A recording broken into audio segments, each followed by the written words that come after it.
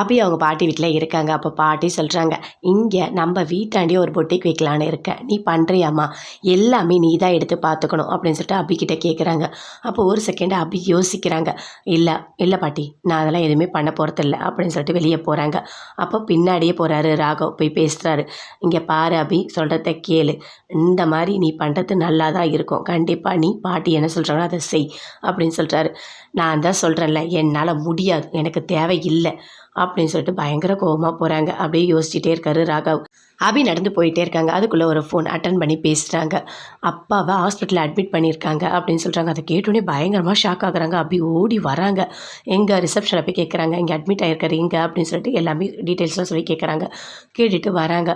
வந்தோடனே அப்பாவை பார்த்தோன்னே பயங்கரமாக டென்ஷன் ஆகிடுறாங்க. என்ன ஆச்சு அப்படின்னு சொல்லிட்டு. அப்பாவுக்கு வந்து ஹார்ட் ப்ராப்ளம் இருக்குது, கண்டிப்பாக பணம் வந்து ஒரு 18 lakhs அந்த மாதிரி கூட ஆகும் அப்படின்னு சொல்கிறாரு. அதை கேட்டுனே பயங்கரமாக யோசிக்கிறாங்க. என்ன பண்ணுறது, இப்போ எப்படியாவது அப்பாவை காப்பாற்றியே ஆகணுமே அப்படின்னு சொல்லிட்டு அபி யோசிக்கிறாங்க. அப்போ பாட்டி சொன்ன மாதிரி அதை நம்ம பண்ணலாமா, பண்ணுறதுக்கு கொஞ்சம் பணம் வேணும்னு கேட்டால் கண்டிப்பாக கொடுப்பாங்க அப்படின்னு சொல்லிட்டு யோசிக்கிறாங்க. எப்படியாவது அப்பாவை நம்ம காப்பாற்றணும் அப்படின்னு சொல்லிட்டு அபி பயங்கரமாக யோசிக்கிறாங்க. பாட்டி சொன்னதை கண்டிப்பாக நம்ம பண்ணலான்னு நினைக்கிறாங்க. அவங்க அப்பாவை பார்த்து பயங்கரமாக அழறாங்க ஹாஸ்பிட்டலில். அப்படி பயங்கரமாக ஃபீல் பண்ணுறாங்க. அப்பா எதுவுமே உங்களுக்கு ஆகாதுப்பா, நான் இருக்கேன்ப்பா அப்படின்னு சொல்லிட்டு அப்படி பயங்கரமாக ஃபீல் பண்ணிகிட்ருக்காங்க. அப்படியே பார்க்குறாங்க கண்ணாடி வழியாக. அப்படி டாக்டர்கிட்ட கேட்குறாங்க, கொஞ்சம் டைம் கொடுங்க, பணம் ரெடி பண்ணோம் அப்படின்னு சொல்லிட்டு. அதெல்லாம் வந்து முடியாதுமா, கண்டிப்பாக சீக்கிரமாக அவரை காப்பாற்றியே ஆகணும், டைம் இல்லை, அதுக்குள்ளே பணத்தை ரெடி பண்ணுங்க அப்படின்னு சொல்லிட்டு அங்கேருந்து போகிறாரு. இப்போ என்ன தான் பண்ணுறதுன்னு தெரியலையே, எப்படியாவது பணத்தை ஏற்பாடு பண்ணி அப்பாவை காப்பாற்றினோம் கடவுளே அப்படின்னு சொல்லிட்டு அப்படி பயங்கரமாக அழறாங்க.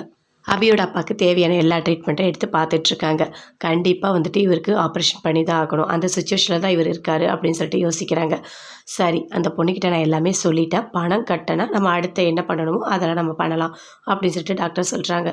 சரி அப்படின்னு சொல்லிட்டு அங்கே இருக்க நர்ஸ் எல்லாமே பேசிகிட்ருக்காங்க.